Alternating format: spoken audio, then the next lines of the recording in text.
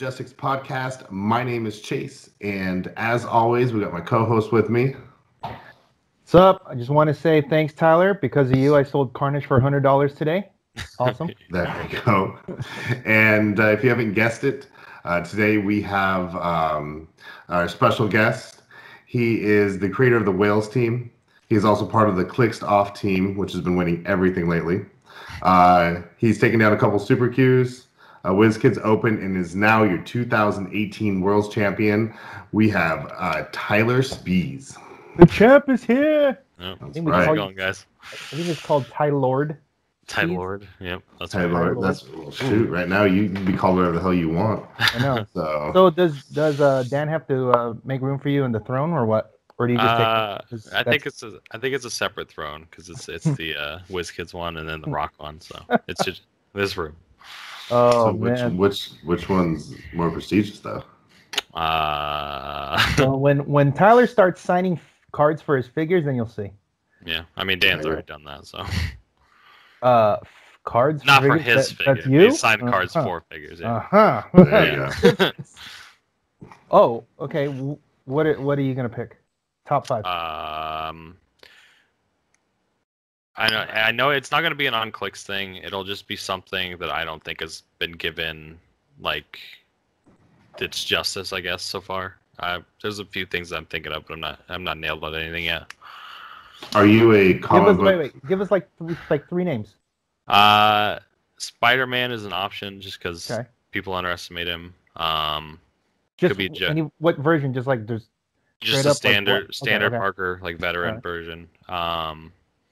Maybe a Juggernaut. Ooh. Yep, I do. I enjoy Juggernaut a lot. They've been giving a lot of back that one. Yeah. They've been giving a lot of love to Hulk, so Juggernaut. Yeah, right. That's what I thought.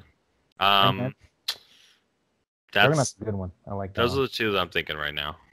Ooh. Are you a comic book fan that got into Heroclix, or are you?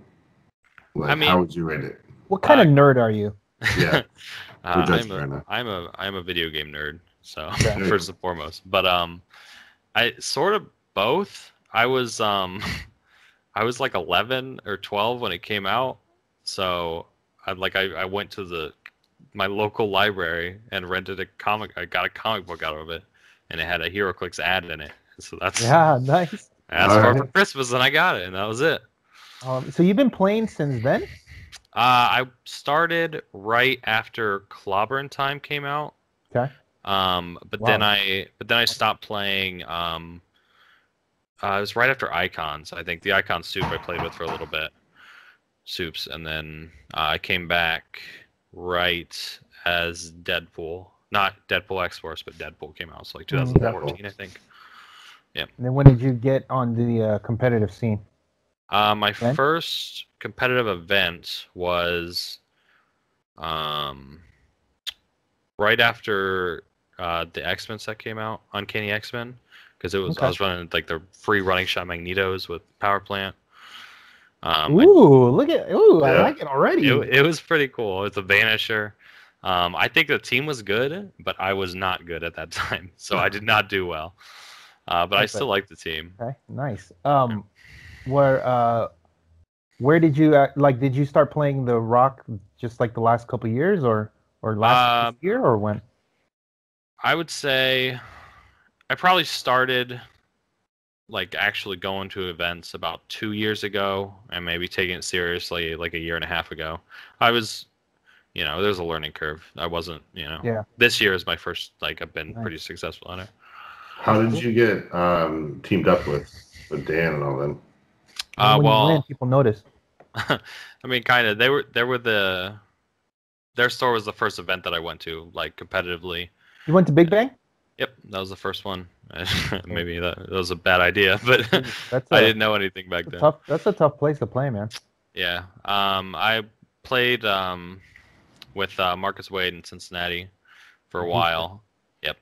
And I thought he moved. No, he's still in Cincy. And just after a while, Dan and them just asked us to join. They asked me late 2016, I think, maybe 2017. Mm-hmm. And I just was staying with Marcus, and I just thought that it was really they practice a lot online, so I thought that would help me out a lot, and it did. So yeah, you play a lot. That's the one thing that you're like one of the big endorsers of on the Roll20. Yeah, I am. You get a lot of practice. You got a lot of good practice too, because you're playing against good players. Mm-hmm. So yeah, that's good. That's really good. And it's a diverse players too, which helps a lot, like different play styles and stuff. What's your background in gaming? You said you're a gamer. Like, did you play any other games competitively? Not really competitively. I liked when I was a kid, I liked Super Smash Brothers a lot. Okay. I was mainly PC gamer. I was a weird homeschool kid, so I built my own computer and everything. Oh, nice. Yeah. Okay.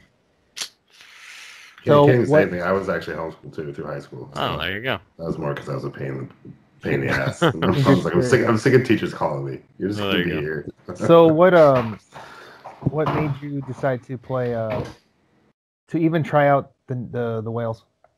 Well, I went to nationals this year at Origins, and we pulled 2 Giganto Namors, and I played them, and they were only like 100 points on my team, but they did two-thirds of the heavy lifting on the team, and I'm like, wow, these guys are really good. Yeah. And they're monster. Oh my goodness. And well, leadership. Oh my god. And 5 clicks with a stop click, 18 invincible. Like, dude, they leadership off each other. That's gross. Yeah, it's really good. Jeez. So I came home. Did you always have Mini Shredder on there? No, I came home and I built a team with 4 whales, and just retells. I think I practiced against PJ. Was the first person I practiced that team against, and I think I actually beat his Blackbird team with that team. So nice. I think that's a legitimate team, but I ended up eventually just adding Mini because he adds just so much to the team.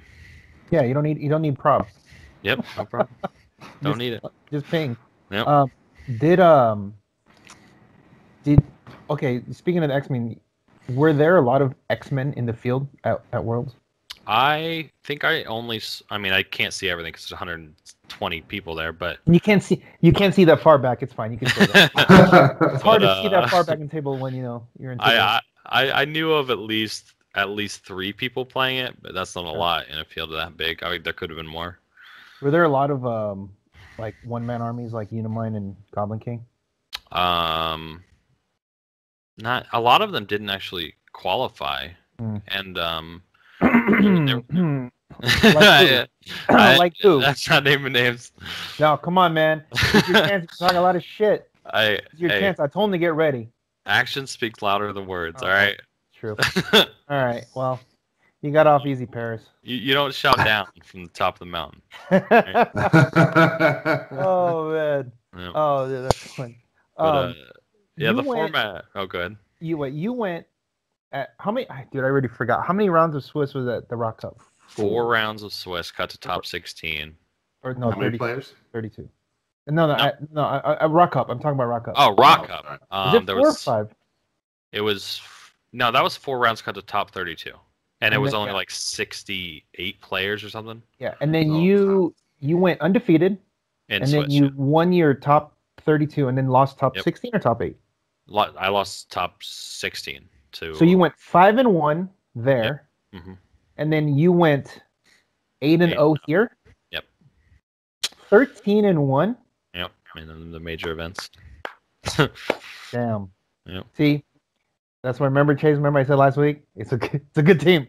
Oh yeah, it's really good. You know what? My buddy ran against me the other night. Other people. And I'm like, we've tested, and I'm like, this is pretty good, but if these other guys say it's not good, then I guess it's not good. But I'm like, why is it winning? Why is it good? It's and hard on to just paper, look at the paper and see. Yeah. It is hard to see. Yeah, dude. And then we actually see her like, so I do 1 damage to the whale. What the hell? Yeah. It's like they have invincible. You're like, oh, okay. And then you die. I'm like, okay, that's invincible, not cool. And they're 4 clicks to the stop click. So if you can't outwit them, then they're automatic 3 hits to kill, which is crazy for a 50-point piece. The Jeff Bullard last week was he played it and he was like, "Good, that's why I'm gonna run." I'm like, "Yeah, I know it's good. It's just weird because no one else plays it but you." I right? know, But man. it's like it's been. You'd think by now there'd be other people that would like either try to just play it, which someone actually did, but just a couple people. Like, but it's been around for a while because I've been mentioning it before. I was like, hey, somebody won with whales before. Yeah. And I actually remember watching, maybe it was you, that they were streaming on the Big Bang, where I believe you did have 4 whales. Yeah, I've streamed. No, did you have two of the green ones and 2 of the, or was that not you? No, I just remember seeing a bunch of whales on stream. That was my mini team. Okay, I streamed there once. Yeah. I got top 8 there, but I lost in top 8. Dang. So did you? Oh, go ahead, Chase. I was going to say, I was going to make a comment that I think for a lot of people, they don't see all the interactions. You have to break down so many things when you're really looking at it and the value that the whales provide. Because we were playing it, and when you thought about it, like the invincible, it's like, okay, well now you're shredder proof. At least at first. There's all this little stuff, and when he was playing it, and it's like, oh man, when Surtur came across, I was like, well, this is just getting really bad really quick, like things like that, Yep. What made you change to because I thought it was a brilliant change. You dropped Mangog for Groot and Carnage. No. I dropped a Surtur for 2 Carnages. Wait, you had Mark? You had 2 Surturs before? Yeah, Mangog's not a monster. Oh, he's not. Okay, never mind. Maybe that was okay. It was Surtur for okay. Yeah, I originally had 2 Surturs. Right. Okay. That's what it was. Okay, because you changed it up, and I'm like, ooh, it's like more guys now. Yep. What made you decide to do that? It was actually there was you guys might have heard of him, Tommy Lytle. He's on Phoenix Nest. Mm-hmm. He ended up picking up the team, and I saw him playing it, and he had dropped 1 Surtur for. Actually, I think he dropped a Groot for 2 Carnages. Okay, wait, just real quick. Is this father or son? The father, yeah. Okay. The dad. Austin's the son. Okay. Yeah. I remember that. And I saw him do that, and I was like, huh. Because I have just completely ignored Carnage after Groot came out, because I just thought Groot was just better. But the sidestep carry, the plasticity with 2x2. Also, you don't need to hit with Carnage. Yep, that's true. And that helps a lot. He's also a great tie-up for Starro. Just set that thing adjacent to him, and somebody has to deal with that thing. Yeah. For 10 points, or it'll tie up a Starro, which is awesome. Jeez, dude. Yeah. Okay, so I guess just go real quick. What were your 4 rounds? What'd you play against those 4 rounds? Yeah. The first round was against Joe. I can't pronounce his last name. He was on the Team Worlds winning the World Teams winning team. Like Pangrazio or something like that? Yeah. He was playing a pretty interesting mystical team. It had Clone Shredder, the 2 Retaliators, Dormammu and Tri-Sentinel. It had Toy Soldier, and it had Old Man Spider for carry. Wait, Toy Soldier is mystical? Yep. Toy Soldier, Old Man Spider. I think all of those WizKid winner ones, whatever you want to call them, are mystical, I'm pretty sure. Yep. So that was the first round. The second was against. I scored 460 off him because I got IDs and trouble alerts. Then I went up against Micah. I was on table 2, I think, at that time. Micah Love. I switched up and went to. Yep. I had practice against the Shredder team, so I switched up my map. Wait, he played Claw? He played Clone. He was on Clone. Wait. Played Clone, huh? Played Clone. He switched it up. Oh my god, all that. Oh my god, people finally see the light, too. Yep. And he had Mangog and Surtur in the back. Okay, all right. Gotta give him props for that. Yep. So I switched up my map against the Shredders and go to the sporting arena, just so I can move up farther, so I can deal with their Retaliators, and they still can't get past me because I have 7 characters with plasticity. So, yeah. I ended up. Yeah, it's really hard. It's really hard for Shredders to get through. So I full wiped every team in Swiss, and I overscored every team in Swiss. I'm pretty sure. Who was round 3? Round 3 was Stewart. I don't remember his last name. He was playing. Gotham City. Gotham City, yeah. Yep. Was it just like Tom's? I think it was. He did the PJ and Easton build where he had the terrain instead of one of the ID cards, but other than that, yeah. And then the last one was against J Major. Shredder. So another Shredders, yep. And actually, I didn't full wipe him. That was a super cool match. I won by 10 points, and we both had just a mini Shredder on the map left, and they had both already died once. Holy crap! Yeah, that was a good game. That was pretty close. Well, he was able to get through all your guys. Yeah, I mean those Shredders are no joke.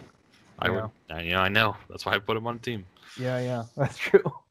And then top 16 was against who? The first round. Oh, Zach Coffey. Yep, was against Zach Coffey. It was a Sam Cap team, no? Yeah, it was. Apparently he had forgot some of his stuff for his main team, so he just kind of threw it together and still made top 16, which is pretty cool. It was like It was just a mishmash of stuff. It was Sam Cap, Chase Angel, Haha Joker, Ironheart. There's a Kite Man. There was a Serpent Spider. I think. It's like he put a bunch of meta stuff on the team. It's like, let's see what's good. And let's play all the good pieces on one team. I mean, it worked for him, man. He got top 16 in a field that big. And I think a Groot. He had a Groot too. Yeah, and then, there you go. Top 8 was against who? J Major again. Oh, you played him again. Okay. Yep. That one went better. That was not as close. Okay. Yeah. And then top 4 was the full point Unimind, which. Oh, I saw this. Yep. You saw this. You didn't see this, Chase? It was a great game. It was. I mean, we both played it right. That's how it should have went. So wait, what do you mean? What do you mean you saw this? Oh, I saw posted the video. I saw the 10 seconds or whatever it took you guys to roll off. Yeah. It was a 0-0 roll off. Full point Unimind. He didn't want to come out and just take a pot shot and just try to get something and run back or something? He couldn't. He would have died if he killed anything. Obviously, if he knew it was going to be his last turn, he would have killed something and tried to survive the turn probably. You're not going to know that at your time. Yeah. So I had to keep him tied up with plasticity the whole time, so he had to pick favoriting if he needed to move. I kept 3 plasticities on him. And then I also, because Uni can shoot out of adjacency because he's dumb, I had to keep a Colossal in between my Surtur and Unimind at all times, so that he could. So if he ever attacked anything, he was going to get out. He was going to get Surtured. That's very it's one of those. In 2014, I won a roll off against Adam Friedman in the top 4 as well. So like fortunate. It's like just whew. Yep. And then of course we all saw. We did between PJ and Steve DiCarlo, they were doing the play-by-play. I read that after. That was super cool. Some reason, no stream, no nothing. Yep. We don't even have the top 16 list. Like we have to hunt them down. Right. Yeah. They didn't save the sheets or anything. Yeah. Because I'm working on putting the lists up tonight so everyone can see and do the report. Yeah. But I have to. If it wasn't for Dan and the Click Stop page, we won't have any information because people are actually posting it on there, which is good. Do you have the full build of the crazy trouble thing yet? I haven't seen it yet. The Super Fence team? Yeah. And we were all trying to decipher what was on it. And I'm like, just ask the guy. Yeah. Because everybody should, he's a Pusheen guy. Kent Munson? Oh, is he? Okay. I think so. I want to say Kent. Well, maybe I'm wrong. I don't know any of the Pusheen guys except for Kenji and Abdul, right? Yeah. I think that's about all I know out there. There's a few of them. Aries is on there now. Oh, is he? Okay. Yeah. But that final game was holy crap, dude. You should have seen as they were reporting it. It was like, oh, they missed, and then he missed, and then he missed, and then he hit. Oh my god, he rolled super sets. Oh my god, he didn't get Easton needed a 4 on blades, right? He needed a 5 because it's Cyclops 4 with toughness. Yeah. Yeah. So. Yeah, so he needed a 5 or 6 to hit it. Yeah. Oh, I was like, oh my god, that was it. 5 or 6. Yeah. Oh, dude. It was really it was so funny because we were just I felt like. It's like we're back in the pre-TV days when people are around the radio, and just looking at the radio. But you're like, what are you looking at? Nothing. Just reading the things coming up. Your phone. Yeah. Yeah, it's so funny. But man, that was crazy. Yeah, that's a good game. You missed everything. I missed a lot in that game. I did. Holy crap! And you know what? The meme started coming up when you don't have prob, and there's I saw it. All those things. And then you're like, it's okay. He's going to have a firestorm. Yep, I got a problem. I mean, if I attack enough, something's gonna die. Jeez. But like, I feel like, we were just like, so that bad girl just refuses to die. Yeah, dude, I missed her like 4 or 5 times, needing like a 7 so and much. 6. Between the super senses and just missing, it was nuts. Like, she should have died like 3 times. Yeah, and I wanted to kill her first because, well, this is crazy because I knew I wanted to focus her to get the +1 attacks because that would be awesome. Yeah. But then after I killed her, I never added the +1, and none of the judges or Easton said anything. So I think we just all collectively forgot about it. Like, I realized 2 days later that I never used the plus attacks after she died. Oh, like I just forgot. So I don't know if maybe the judges were calculating it and they would have said something if I hit, but I don't know. I didn't realize it at all. So So yeah. Segue into the judging. All right, now we can talk about some of this. All right. So what's your impression of, because there's a whole bunch of stuff out there. I mean, we weren't there, so we only reading but you were there, you can tell us firsthand. Yep. What was it like like, how was the event run? What was your experiences with everything? So I didn't. Don't be diplomatic. I didn't like. Not on this show. All right, I hate Philadelphia. I'll just say that. I do not like this. The first person to say that. You know really? What? You called me today and said that? Howard. Yeah. Really? I hate this place. Yeah, dude. It's like super expensive. The roads like suck. Yeah, he told me they spent $54 on like 3 hot dogs and some drinks and. Yeah, man. At the food court upstairs, it was like ridiculous. I like that we said we told him not to like hold back, and he just goes after a whole city right to start. Well, he was like, city sucks. I know for sure. Like, if Howard has it his way, he's like, we're not running it there. Yeah. If he didn't have it his way, because it's just expensive, and also the time of year. Like, people's flights were delayed all over the place. Yeah, when they were leaving, like 6 hours and stuff. Ugh. There's a lot of comments about new venues, but we'll get into that too. I heard that, like before the event, I heard that they're gonna, PAX is working with WizKids. They're gonna roll out the red carpet for everything. I personally saw exactly 0 advantages having it there over Origins. I didn't see any positives. I had heard that it's an international airport, so that would help international players. But I had also heard, I don't know if this is true, but I heard that a lot of them had to fly into New York and then drive down. I'm not sure if that's true or not. But, was it a weather issue? How was the weather? The weather, I mean, it was a little rainy. It wasn't that bad. I think a lot of the delays were for fog that morning, like when they were leaving. Okay. Yeah, so that's just the city. Sucks. I don't like that it was brotherly love, huh? Yeah. I don't like that it was basically like a 2-day event. It was just Friday and Saturday because nothing was being run Sunday, and nothing was Thursday, right? I don't even think PAX wasn't even open Thursday. It's just Friday and Saturday, and then Sunday they were just running battle royals. So I don't like, most people just left and didn't want to go back. I know some people did, but a lot of people just left. So it ended up being just like a 2.5-day event, maybe, instead of like a 5-day event like at Origins, where everything's spread out and they have time to do everything. It's expensive. And then I heard that the BR, they stopped running the BRs at like 5. Like, so right when did Swiss end? Swiss and teams ended at like 5:30, I think. And did he just not want? What the hell? I don't know. I don't get it. How is it they've been doing this for this long? Were they short-staffed? It's still like this. I feel like they had to be short-staffed to close not get money. Oh my god. Yeah, like I said, I didn't play any of the battle royals, so I don't really know what happened over there. But I do know they closed. You were too busy dominating. We get it. And I mean, I didn't want to go back Sunday because I already got the full set and all of the prizes, so I was playing a battle royal. We get it. You can't. You're like, once you're like, I can't play with these plebs anymore. Yep. Dude, I love battle royals, but I just didn't think they're going back, man. But did you feel a little fried after it all? Not really. Like the adrenaline stayed with me for a while. It was only 4 rounds. Awesome. Wasn't that bad? Yeah, it wasn't. That's why it was like, and his games were like, I smash him, I rest. Yeah, it was. Yeah, it was pretty good. We went out to the Cheesecake Factory after, which was like the fanciest Cheesecake Factory I've ever seen. It was awesome. Who'd you? It was just me and Lane and Mikey. Okay. But then we ran into Howard and Easton. Okay. And then separately, we also ran into Paris and Clay. Yeah. And somebody else. There was like 2 other people there. So we ran a couple of them. Yeah.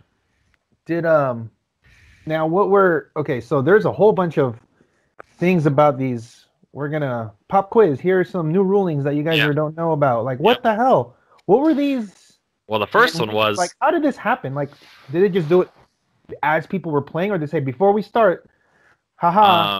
How I first heard about it. Well, the locations was like I heard about that 2 rounds in,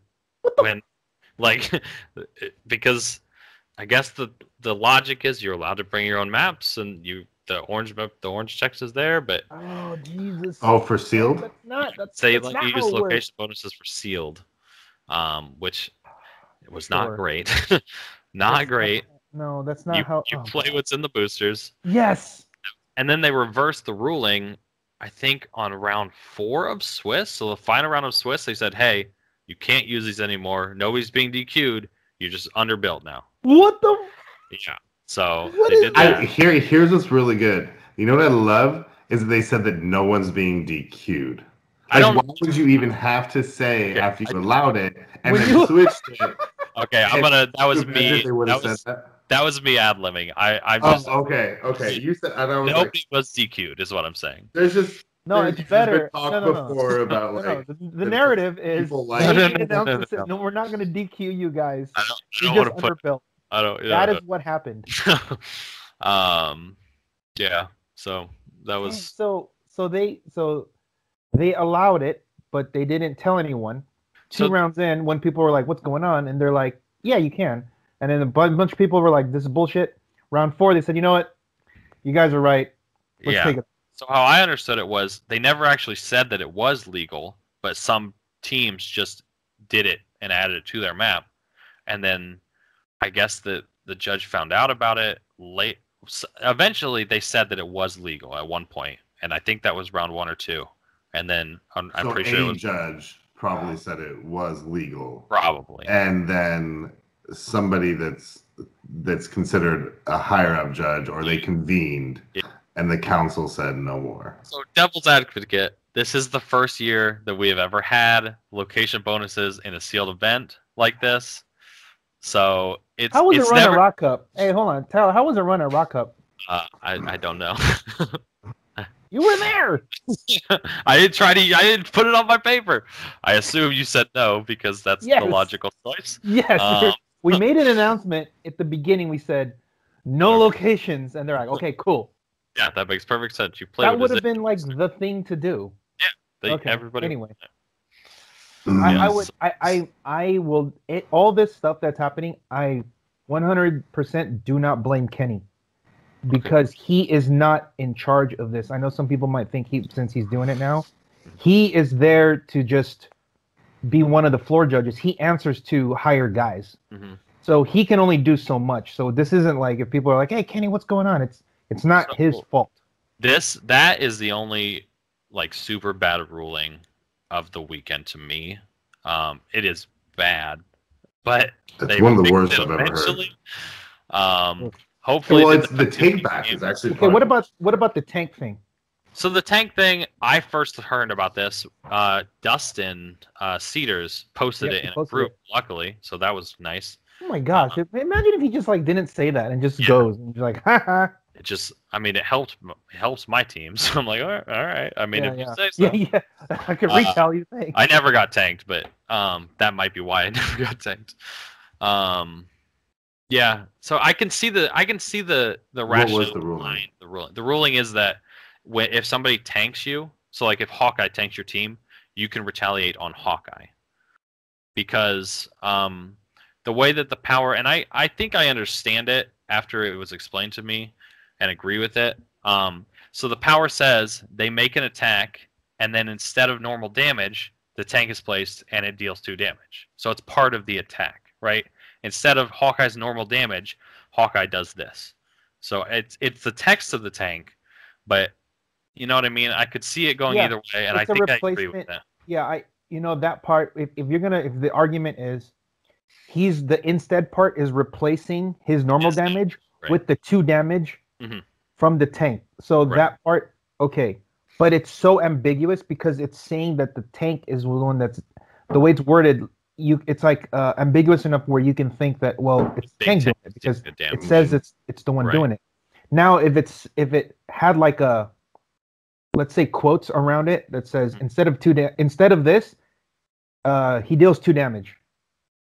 Yeah. Like if the quote was like if they had quotes when it says, you know how it sometimes says free make an attack quotes, like the trouble they say that, so you know where the source is coming from. If it had that, like if it says instead character has quote instead of damage it does this, then that would have been clearer. Yeah, but because it doesn't have that, you don't know where it could be interpreted either way. Yeah, it's definitely vague enough to be interpreted either way. Yeah. I mean, it just is. There's a lot of stuff like that right now that hopefully. And how did Dustin find out about it? I don't know. Yeah, or maybe, maybe somebody asked that night. I'm not sure. Also, the other one, I can't remember what the other ruling was. Cosmic Entity Retail. What's that? Oh yeah, this was ruled on the win. I thought, like, officially. That I don't think so. You don't think so? I thought it was. Because remember, I don't know if you remember, this was a huge argument that we had at the Rock Cup. I don't know if you remember Adam and Ed and Scott and Jay and I were having a big discussion, and like they were like yelling at each other on, Adam saying that you can't even place the retaliator if that's how I understood if you can't retell a Star Fox because he's next to another guy, you can't even place there because it says you can't be attacked. You have to place such that you can make an attack. Yeah, but you can't because there's nowhere you can go if there's an AOE effect. If you're gonna hit him with it. So, but then their argument was, this was my initial thought was they were right, but then the more we looked at it, we're like, I guess you can't. Okay. So we just ultimately decided no, but we thought that you can place because you're going to such that you can, and then you find out that you can't, fine. I can't, then I'll hit the other guys instead. That's how we're going to do it, and then good thing, like, we had discovered it right away after, like, 1 round, and then 1 or 2 rounds, I forget, but then it came up, we're like, hey, in the future, this is what it is, because it actually came up, and then we have to make a call right away. So I could see both ways, but if they said that way, then it's like, okay, then that's how it's got to be. Yeah. But see, that's how I think all these things are, is that they're just vague enough that we didn't know one way or the other, and there's no way to look at the rules and know one way or the other. We just need an official ruling, and that's what we needed. And we got it halfway through Worlds, which is the ruling agreed with what you guys had done as well, that you can't. You can do it. It just doesn't target Star Fox or any entity. But it's going to be Star Fox. How we did it at the Rock Cup, because like the tank and things like this probably should have been answered.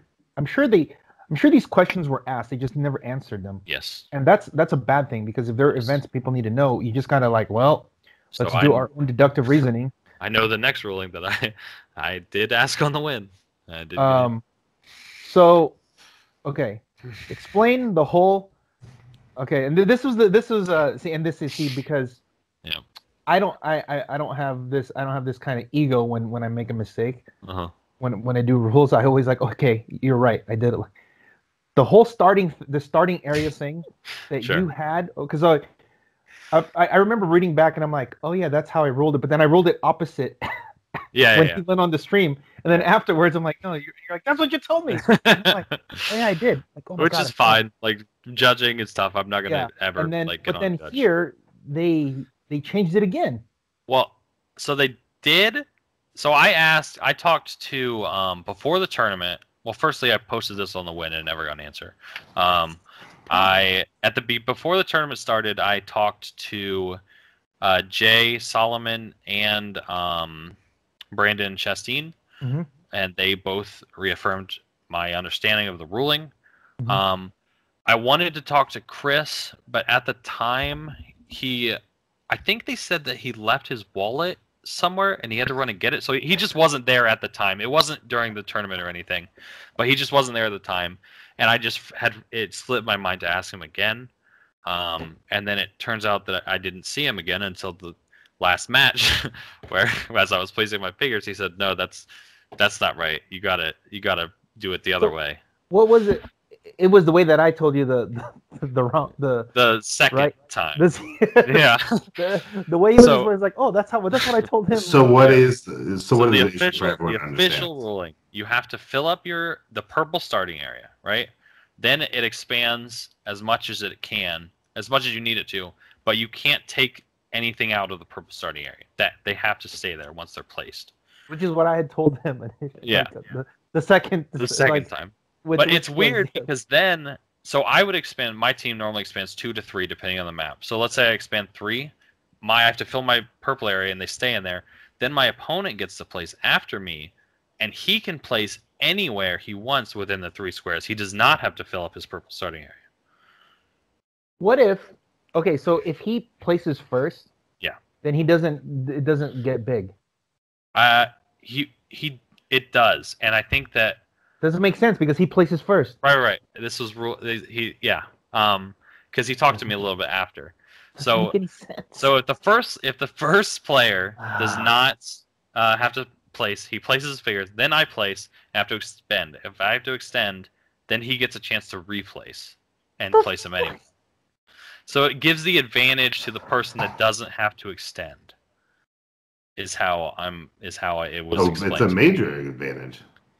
Yeah. I mean, I shouldn't say major. It's actually that disadvantage for you that we're. Well, he gets to reposition his guys, whereas Tylor can't because his guys are locked in. Yeah. Which is annoying because I have to make room for my Groots to be able to put the Walking Woods where I want them to be able to carry up. It just basically it affected. I was 2 squares less out with my Carnages and my Walking Woods, and then it made it a little awkward with some of the Walking Woods. I think I had to sidestep one to carry him or something. It wasn't like super major. It was more just like it shook me a little bit that it switched right at the last second when I'm sitting down against Easton. But he said though that you check it goes one horizontal and one vertical. Yes. 1 column, 1 row. And each time, not one or the other, right?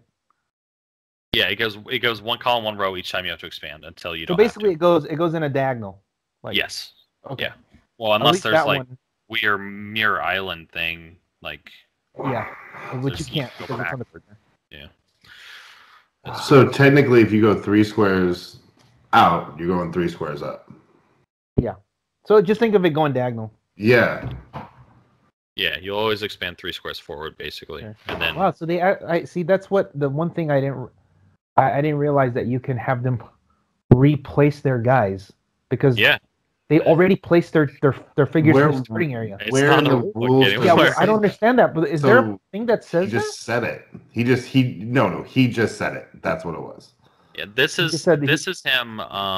He reached out to me after the tournament, and he explained how the intent and how it's going to be ruled in the future, barring some change to the rules. Well, they need to. The repositions is the weirdest part. Yeah, that part doesn't make any sense because it seems weird because it's also, and I'm just thinking about this now. He gets to see how my figures are placed, and then he gets to reposition. So that seems even if he's first player. Yeah, that seems it's taken now. It's taken all the. Now that I'm thinking about it, they need to clarify the rules. Hopefully, they'll put something out to clarify this. There's just clarifying. They take that part out because that's stupid. Well, they have to. Not even clarifying rules. That's making up a rule. He made that rule up right there. Yes. There's no other explanation. Is it in the rule book? There's nothing that says replace your guys. Yeah, I don't think it's in the rule. He made it up. The step that says place your characters does not say then check what your opponent's starting area is, then you may reposition. There's nothing that says that. It just says place your guys, and then he places his guys. Mm-hmm. Okay. I'm just repeating what I was told. I know that just doesn't make sense. But whatever, man. If that's what he ruled, that's what he ruled. So I don't care what the rules is as long as it's clarified. Consistent, right? As long as it's consistent, I can play with whatever you tell me to play as. Yeah, exactly. Fine. He's at home right now rewriting the 2019 rulebook. Well, I don't know if he's making amendments and then trying to give it to them. Like, here, come on. Ooh, man, I said a few things. That's rough, man.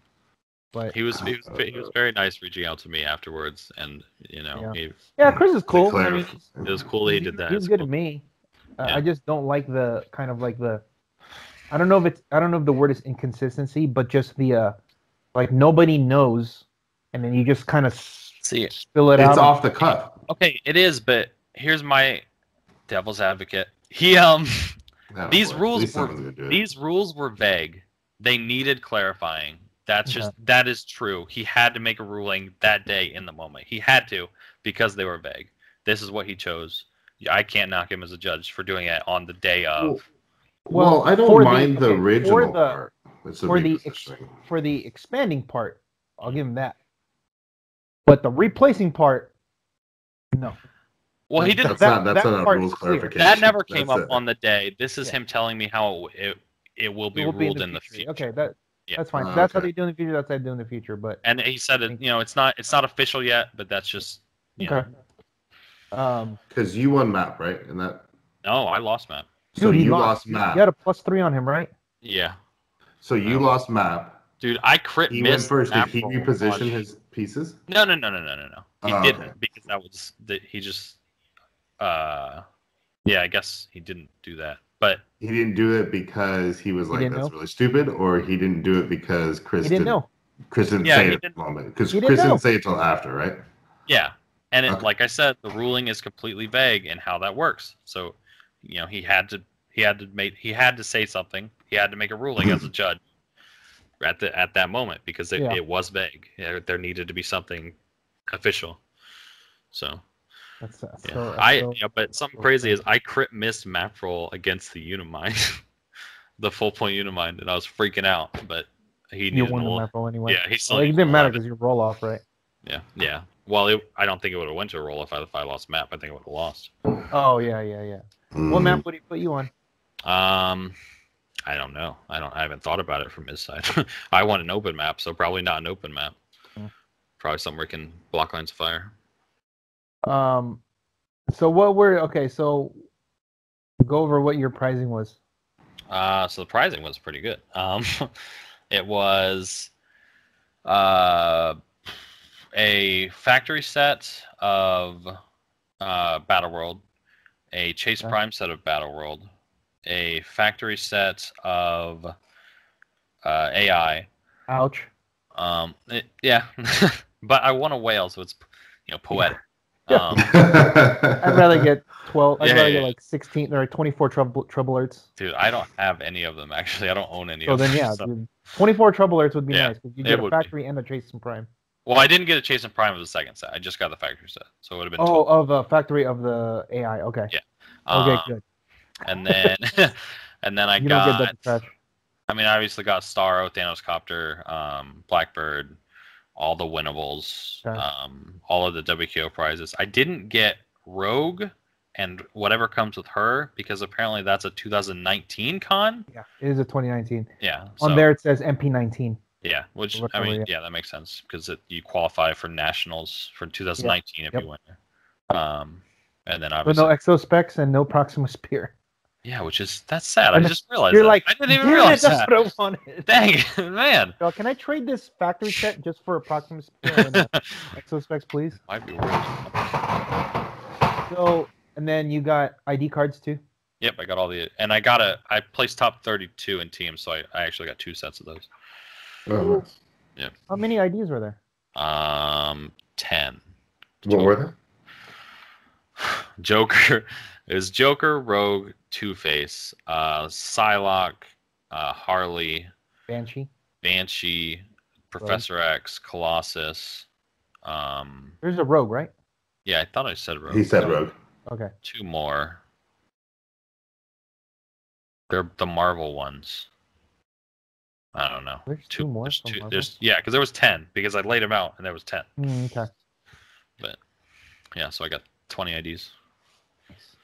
Yeah. So was there anything like rock related announcements or anything like hey, this is what's gonna happen or nothing? There was nothing. There was no mention. There was no fan appreciation thing like they normally do. There was no dinner. There was no announcements to the Brock. There was no announcements about what next year is going to be, because I guess it's still in Philly, but we don't know. There was no announcements of any kind. They don't know either. Yeah. I mean, that's a fair assumption. I mean, I wish I would actually like that, where they were like, we don't know because this didn't work out like we thought, so we need to go back to the drawing board. That's what I'm hoping that I don't know is, but let's be honest. Yeah. I mean. Okay. There was just real quick. What was this fishtailing thing that I've seen? I know you even posted a picture of it. Yeah, okay. It's a confusing ruling, and it's probably something that needs clarified in the rules. But when I looked at the picture, I don't understand what there was anything that was, because fishtailing to me means you're going to move it back go around the blocking. That's what they're thinking is. Some people look at it and say he moved 7 squares instead of 6. Only one though has to go. Yeah, you count from 1 square, and then you move that, and then you just can't. All the other squares have to be within however much you move. So I moved 6, so all the other squares have to be within 6 squares of the original space. But you don't account for terrain on that. They just have to be within 6 squares of the original square. So I can't like flip around and go 7 straight in a line. Yeah. And it didn't matter. I couldn't wait for the same 2 spaces over. Oh, Realms. Okay, well that's like. I think I missed that attack. But it was from a very reputable guy. Realms is what it said. Yeah, he had very reputable anonymous sources. So let's not discount that. Oh my gosh. Well, there was some dude that was on there that was just like pleading this guy's case. Like if he said it, then he did it and he cheated, because this guy does so much for the community. You know what? You didn't even have to. I was telling Dan, I was like, you guys shouldn't even like. I wasn't going to originally. And then Easton did it too. I was like, what are you guys doing? I wasn't going to originally, but then it bled over into the clicks off page. Yeah, and at that point, I felt like I should address it. So I did. I don't know if it was the right call. Well, and point of this too is that it was good to address it, because people are saying that he pretty much what the idea is that they're saying is that he rotated a back square to a yeah, they were saying something that just didn't happen. And that's not what happened. And so that's the idea that's going around. Yeah. So it was clarified in what actually happened, and that also what he did was completely legal. Yeah. Compared to people just saying the judge ruled it wrong, or the judge this, or they just missed it. Colluded with the judge, and I should be ashamed of myself, and I ruined the tournament's integrity as a whole for moving 1 extra square. Well, no, you did that for winning with Wales. That's bad. Hey, so. No, that's great. Realm should champion. Like, I didn't use a cookie cutter team. Realm's like, oh, it's all the same stuff all the time. Here's the real truth. Okay. You played the Whales to mask the fact that you're still playing Shredder, Groot, Carnage. See? No. It's a Wales team. Yep. You have to call it Wales. We've got to the bottom of it, guys. No. It is an original team. It's Wales. Pay attention to the man behind the curtain. That, and everybody better start playing Witch Hunter Angela. Because if not, you're going to get whaled. I don't think I have a problem with Witch Hunter. Yeah, you just ping her if you can. Or, I mean, my first thing is always a call-in, so I can just kill her for like 3. That's true. So, so it was 114 players, right? 116. 116 players, 4 rounds. 4 cut rounds. to 16. Cut to 16. Yeah, and they only prized to 32. Correct. So there were a few 3-1s that didn't even prize because they were in the 33 to 64 bracket. Because they didn't beat a Unimind and get 600 points. Yeah, I think so. There's like so many things wrong with this whole thing. Besides, let's just never mind the fact that they went 4 rounds with prizing to 32. Had they gone prizing to 64, I think there would be less. People still complain, but at least they're like, look, I got my ID cards. Fine, I can live with it. Mm-hmm. But you go 3-1, and this is what I've always said when you do a tournament. If you go X and 1, that you should never be outside of a pricing anything, let alone like a cut. Yeah, because I think all you X1 only lost once. So the only other option would be to add another round to weed those people out. And if it's still like that, you have to add another round after that. Yep, I agree. So, or you just make a deeper cut and then you do it that way. Like, had they gone to 32, if they went cut to 32, pricing goes to 64, everyone is fine. Even if they even if they did 32 and cut to and price to 32, it would suck for a few players. I'm saying, but cut to 32, price to 64. Yeah, that would be better. But I'm saying that I think they could have got away with just pricing to 32, cut to 32, and people wouldn't be as mad. Well, with enough rounds, you mean? The 3-1s that didn't get in would be mad. They would be. That's what I'm saying. Though, how you would do is you have to give them a prize so that they don't complain. Maybe, yeah. Because if you go 3-1 and you get nothing, especially really like bad. if that's you really fly from Europe. That's what I'm talking about. And people did that happen to people. Man. Well, on top of that, the guy who won the Spain national championship went 3-1, and he just missed the cut. He flew the 10-hour flight international, and that was very bad. Well, and on top of that too, I mean, like. So they got 4 rounds of play. They got 4 rounds of play. They get done. They're like, well, this sucks. I'm going to at least go play some Battle Royales. Nope. Those are done. They've already canceled. They've already stopped running those. Yeah. So they went one more round than a normal weekly tournament that you'd play at your store. Yeah. Holy shit. It's the same with WizKids Open. Holy shit. 4 rounds. Now, here's a bigger problem, and this is my that I've always had there's a bigger problem. Yes, big, and this is what I've been saying since day one, since they've done extra points shit. Mm-hmm.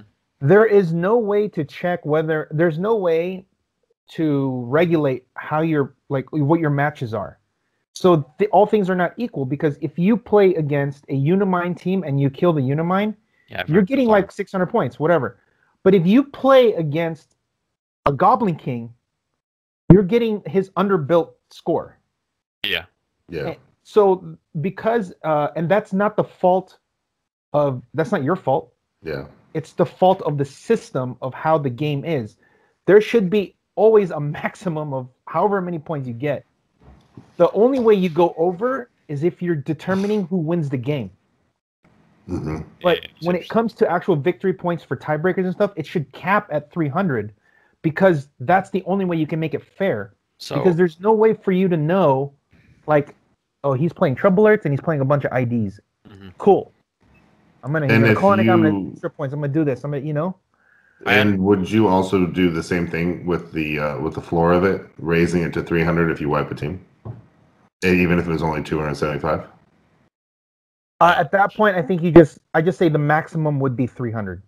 Okay. But, but the Goblin King is not 275. He's like 295 or whatever. Yeah. 296. Okay. Being 300, like if you're gonna score over 300, there should be a cap. Okay. I've heard people talk about that. I heard Adam Friedman talk about that, or on Facebook, and he had some interesting ideas I never even thought about that just make perfect sense to me. Is like I never even questioned how tournaments are run. I just did them. But he's saying that points shouldn't even be the secondary thing to get in. It should be strength of schedule. That's what should be. Oh my God, I wish I could transport you back to 2014. Yeah. This was this right here, this conversation is what got. This is what the big disagreement between Norm and I. You know, Norm was the one that was running the whole thing. You know, I wasn't playing back then. Okay, no. He was running it this year. He's at the booth, the bald guy taking the payments entries. Yeah.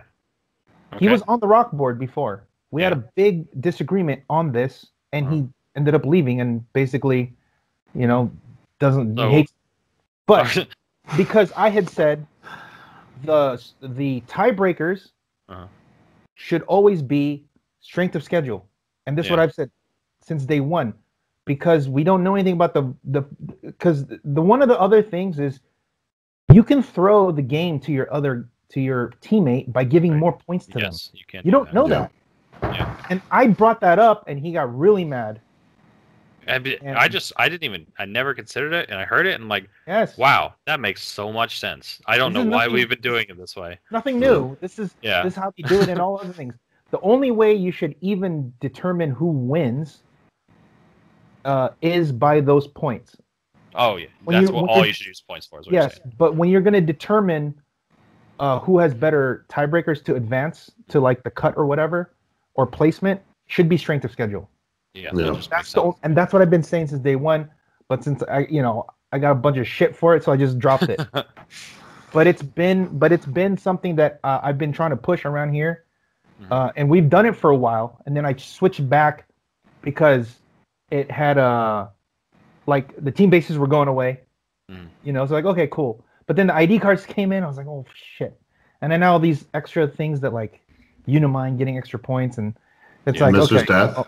I mean, how many people lost to a Mistress Death team when they scored 600 points? Maybe that's something that needs to be looked at. But I mean, all other games are like that. Seems better. Also, something else that he said was, in pairings, don't do it based on like number 1 and number 2 seed. Just do it. If you're an X1, you get paired randomly with other X1s. That way, it's impossible to manipulate who or what type of team you're going to play. You know what I mean? Because I scored 460 points in the first round. I was not going to face a Goblin King or a Unimind until cut. I completely avoided it by just scoring a lot of points round 1. I was never going to happen. Yeah, but that whole thing is going to be on their programming of their software. You mean the win? So that's something probably that because they'd have to do the pairings like randomly. Did they use the win? I don't think so. I mean, I can normally look and see, like, you can look on the win and see like live events that you're in, and you can see the pairings and everything. Somebody said that the Nationals didn't put in the information from Nationals didn't show on the win until like months later. Yeah, and I think, I mean, it makes perfect sense why they wouldn't use it, because it's crap at pairing people and messes up all the time. So, and they know that, so it makes perfect sense why they wouldn't use it. I also heard they were rolling one computer. I don't know anything about that. Maybe with all the stuff going on, they had one computer rolling. Man, yeah, it's possible. It's disheartening, man. Yeah, it was. Because this is like the creme de la creme, This is like this is their world championship. They should, and yeah. In some ways, it doesn't seem like they want to do it. It seems so like rushed. Like they had to be out by a certain time. What was the whole thing about people were saying like you guys didn't have enough time between rounds or something? Top 16 got pretty tight. Like I finished my game and they said, all right, it's 2 minutes. You got to get your stuff set up. Oh. And then with less than a minute left, Easton said, he got to his table. And he's like, my opponent's not here. He said, well, if he's not here in time, he's going to be dropped. He said that. I think that he would have given him more time.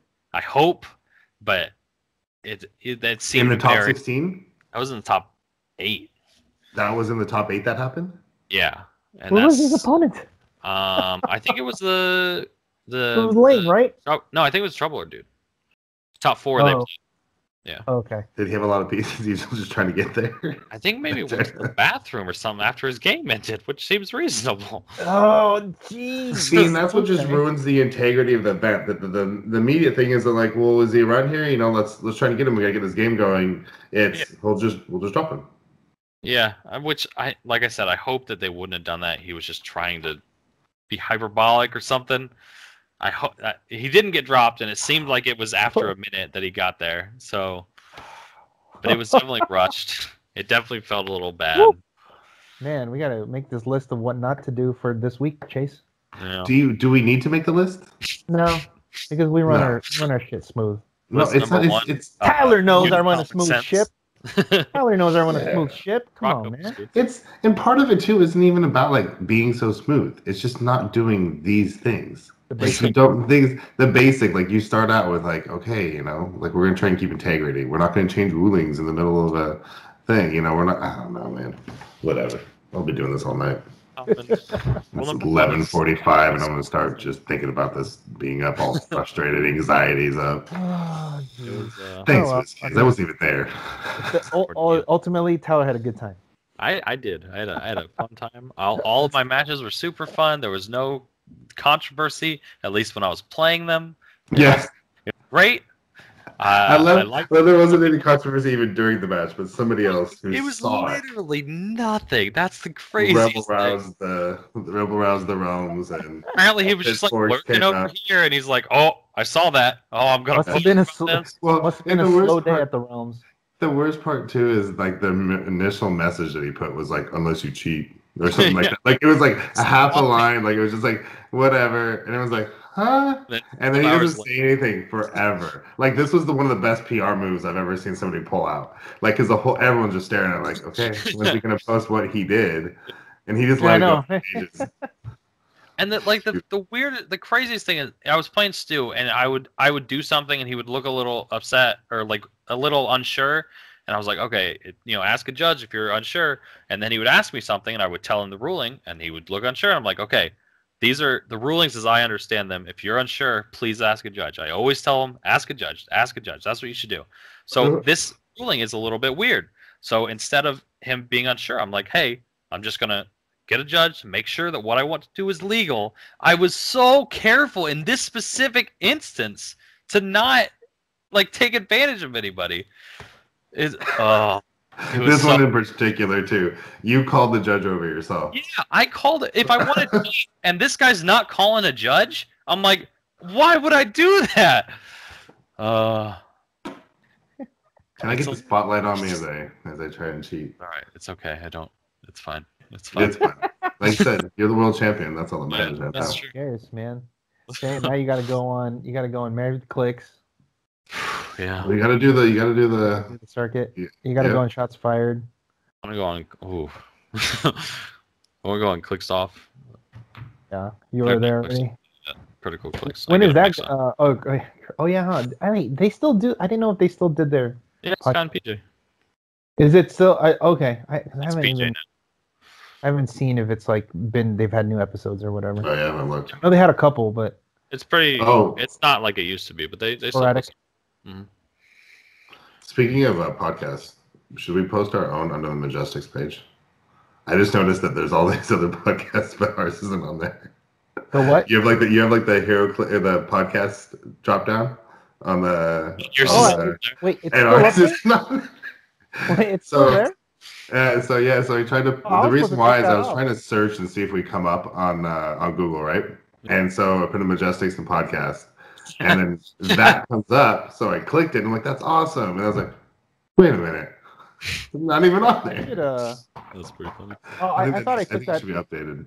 No, I took that all down. No, did I not? Oh, you thought no? It showed up. Yeah, it was literally like 2 days ago, and I was just laughing to myself. I'll tell you that you can find it because I visited my parents obviously for Thanksgiving like a few weeks ago, and I told them, "Hey, I'm going to Philadelphia to be in the Heroclix World Tournament." And then like a few days later, she said, "Hey, I googled Heroclix and I found a podcast, and they said that you were number 12, and they were talking about you." And she found your guys' podcast.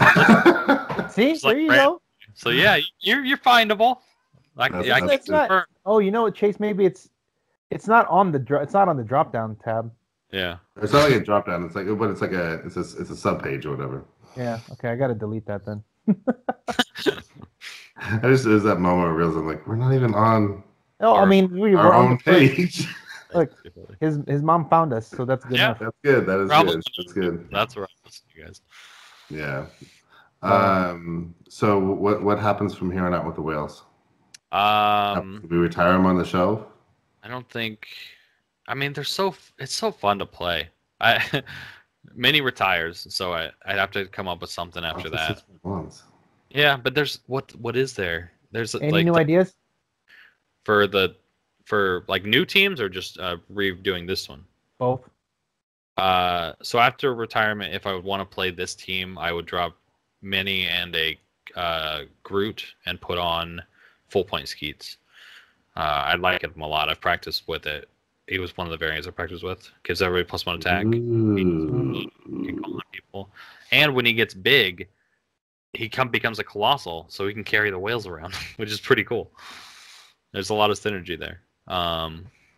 Yeah, basically gives the whales energy explosion a 12 attack, which is like a Harley Quinn almost call in because it gives. I like that. Yeah, that's pretty awesome. But the team that I want to build, and I think that there's a tier 1 team here, and I talked about it before, is the what are they called? The hand ninja? No, the foot elite, Foot Clan elite ninjas or whatever. Okay. From the last set. Boomerang ones, because, and I didn't even realize that they were so good. If anything dies next to them, they get a token, and then they can free action remove that token to make an attack. It's anything dies. Any character dies. Like all the bugs. Yep. So what the guy did to me was he had tokened up his overdrive, and then turn 2, he carries his overdrive over with all of them. It dies. They all get a token. Then he makes a new one, carries them again, and then attacks me in my starting area 4 times for 6 damage each. I did not see it coming. Whoa. Yeah. They can. So I'm on Realms right now. Yeah. They're really, and they're 4 clicks long. They have a pseudo prob on all of them. They all have enhancement. Yeah, they're really good. The boomerang? Yeah, the boomerang. I keep forgetting about the new virus on the Realms. Are you talking about the pop-up thing? Yeah, so whatever it is. Yeah, what the hell is that? Yeah. So which one is there one? The hammer you said? No, the boomerang. Boomerang's the only good one. 20. It's the elite. Yep, boomerang. They're 25 points. 25 points. You can run 6 of them, and they're all hitting for 6 damage with a pseudo prob, and that's well, half. It has to be friendly though. Does it? Yeah. Okay. Well, I mean, So your own guys, that's fine. You can. Yeah, you could run it with a Groot and kill a Pog. What I was going to do is run. There's so many Pogs. I was going to run it with a suited henchman and like a frogman, just to make sure I could kill it turn 1. Because one of the weaknesses is if they win map, they're going to move halfway up, and then you have to be able to kill something that turn to carry up and attack with it. So I was thinking like a frogman sort of combo with them. Or so I haven't built the team completely yet. Jason friendly characters, or if they even take 3 damage. And they're 4 clicks long. They're all 4 clicks long. You 25 points, and they started at 10 attack, 3 damage. Yeah. With enhancement on all of them. And sidestep. And 3 if they want. 3 squares. You can run them. This was Molly before Molly. Yeah. You can run 4 of them, or you can run 6 of them in Peace Machine and Overdrive, and that's 235 points. And they all take 2 hit shots to kill, and they're 25 points each. Like, there's a tier 1 team here. I'm almost positive. I haven't built it yet because I've been focusing on whales, but yeah, I there. That's what I want to do. Love it. Who ran that? I can't remember. It was on an online tournament. I can't remember. Okay. It was. I thought it was. I thought it was. Is this the only elite that does this? The other one does it, I think, but it's a melee unit, and it doesn't have the pseudo prob or enhancement. It's just not as good. Okay. Oh, it's the axe one. Yeah, maybe. I'm not even sure. It has... I mean, it's got blades. Oh no, I think they all they just do different things. Okay. Yeah, they're different prices. So the two. So then the. There's the axe. Okay, so there's 2 25 points and 2 45 points. Okay. And the axe one's terrible. Yeah, the only I remember the only good one was Boomerang. You could run it with Karen Page, which I don't know why people don't run her because she's awesome for 20 points, and they all have 11 attack. You can run them with Skeets. They all have 11 attack or 12 attack, and he has PD team ability with enhancement. Yeah. There's something there. You can deal like 36 damage across the boomerangs. You could deal 36 damage in their starting area, like turn 1. I'm pretty sure. Oh, so the big Skeets is monster, but the little one isn't? Right. Yep. Gotcha. I like Skeets. I ran him full point Skeets and full point Goblin King in a 400 limited. It's pretty fun. Just mastermind on the Skeets. Oh man. All right. Well, that's some good stuff. That's actually probably one of the best I think anyone's really given us. Everyone's cool. That's some fun tech to try to play with now. Now I know I'm actually going to. Somebody was playing that at Worlds. They didn't make top cut or anything, but I did see that team. They probably went 3-1. Maybe. I'm not sure how they did, but yeah, it was there. I don't know what exactly was there, but somebody was playing them. That's cool. That's awesome. Yeah. All right. Anything else you wanted to talk about, Tyler? Not particularly. He's got his tournament report coming up soon. Yeah, I gotta write that. People need to. There's a lot of work you got to do right after you win. I know, man. Dude, my phone it's been blowing up for 3 days. Ugh. Everyone wants a piece of the winner. Such is life. Yeah. Well, Worlds was a success for you. Sounds like for some other people, maybe not as much to leave with. Yep. Oh man. Coming up this week, we do have the Majestix Open Series Invitational. So from Worlds straight into this, Dan will be out here. PJ. PJ is going to be out here. They got a lot of Steve. They got some interesting ideas. That's cool. That's gonna be awesome. And not only that, since they're playing off each other and some of the stuff they play, they're trying to figure each other out. This is kind of. This will be cool, man. This is gonna be a real test. 4 formats. Yeah. You know? And you guys are doing top 4 is best of 3, right? Top 4. The finals is best of 3. Finals best of 3. Okay, I like that. Did they get to switch anything in between, or is it just? Nope. You just run it. You roll for map each time. Yep. It's just like you just playing it starting over again. That makes sense.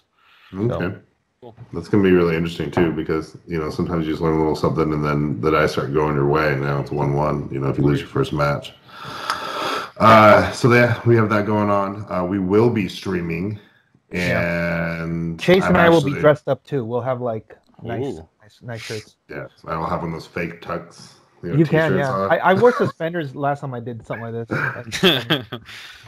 I'm gonna do full suit. No, not the whole day. Not running around there. There's no way. Just do a button-down shirt. Button-down shirt. Don't. Yeah, I got that. Yeah, so we'll be running the stream. We will also have other recorded matches. We have the co-main event going on. So if you guys still want to, if anybody who's listening to this close to the area, or they know somebody that's rolling out here for the event, there is the co-main event, which is that 300-point modern. Yeah. And then on Sunday they'll be doing the white tab, aka it's the common pop or whatever you want to call it. Anything with a white tab that doesn't mean ID cards, as long as the call-in and the ID card both have that. Even items. I just also updated the prize list, the prize pool for that one. It's Fin Fang Foom, Galactus, and Spectre. Nice. I think that's really fitting for that event. That's pretty awesome. And then a Quinjet. Yeah, sure. Yeah. But there's then the pricing for the co-main event. It's all basically whatever I can get from Jay and Richard when they come. But for sure, it's Starro, Thanos Copter, Blackbird, Uhura, and Kirk, and Bat Gordon. Okay. And then it was supposed to be Secret Wars boosters, but Jay and Richard are like, we have a bunch of con at least to trade in. Yeah. So I'm sure people aren't gonna mind. But you know what? I have this Daredevil and Gwenpool. You guys want this set of boosters? Let me think about that. Yeah, sure. Because Richard, their 3v3 team got second place. Okay. So he got awesome. Half of stuff. Yeah. How did Richard do in the main event? I think he said he went 2-1. I think he dropped because he saw that he was so low on points that there's no way. You get 1,000. His 2 wins were not nearly. He was telling me he's way at the bottom. Yeah, that's so even if he wiped his last guy, he was not. He would still be in the 40s or 50s. That's a big thing too, because people who bring teams that are supposed to be low scoring are just screwed. Mm-hmm. Don't die tech teams or Goblin Kings or something that's not designed to be aggressive. And they would not have played that team if they knew that this was how it was, and they drove for however many hours. I do feel like that's the one thing that the WizKids would stand behind for why they're going to keep the point system, is because they don't like teams like that. They want aggressive. They want the heroes fighting. I've literally heard out of their mouth that heroes don't. No, that's true. That's true. But they need to have a different system then. Yeah. Because it's very flawed. Yeah. But just saying that was the point behind it. Yeah. Is to they want people duking it out in the middle of the map. There's also a lot of shady things that can happen. So. So other than that, we have those are the events going on with all that prizing for the co-main event. Are you doing that based on how many people show up? What gets prized? That's the prize pool, and then there's like top 8 will get it, like top 8 picks. Okay. So we will have the streaming, and even though we have the streaming of that, we will have those side matches recorded and posted as well for at least some of like the finals and stuff like that. The Friday night we'll actually have we'll be recording the draft, and hopefully I can put it up that night so that people can watch it on YouTube while we actually stream live the next day. Right. Well, we're streaming live Friday night too. We won't be able to do that because they have Friday Night Magic, so it has to be just recording. Magic. Oh, okay. So yeah, we have it for Saturday, but Friday we'll just have the camcorder just record it. Saturday's a little more. I mean, more modern. I think more people would want to see modern events and stuff. Yeah, but it's still gonna go up that night, so that's not a problem. Okay. So other than that, I'm stoked with the event. I can't wait to see what everybody brings. I mean, this is gonna be. Exospecs is legal in proximity. Yeah. Yeah. So we're gonna see how good those really are. If everyone's actually gonna be rolling them, or if they're just tempo killers in the end. Yeah. Man, you guys almost went the whole episode without mentioning Exospecs. So close. Yeah.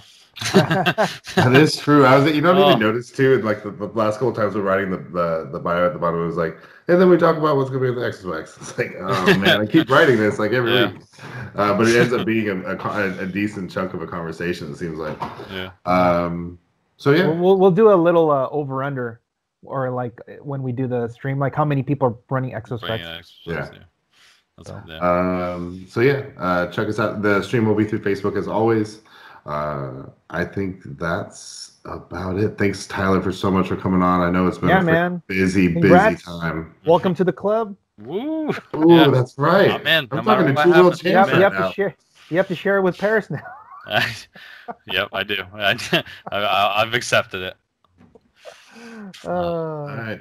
Well, Pat, sign us out. Well, the Invitational is this weekend. As always, guys, when in doubt, perplex the attack.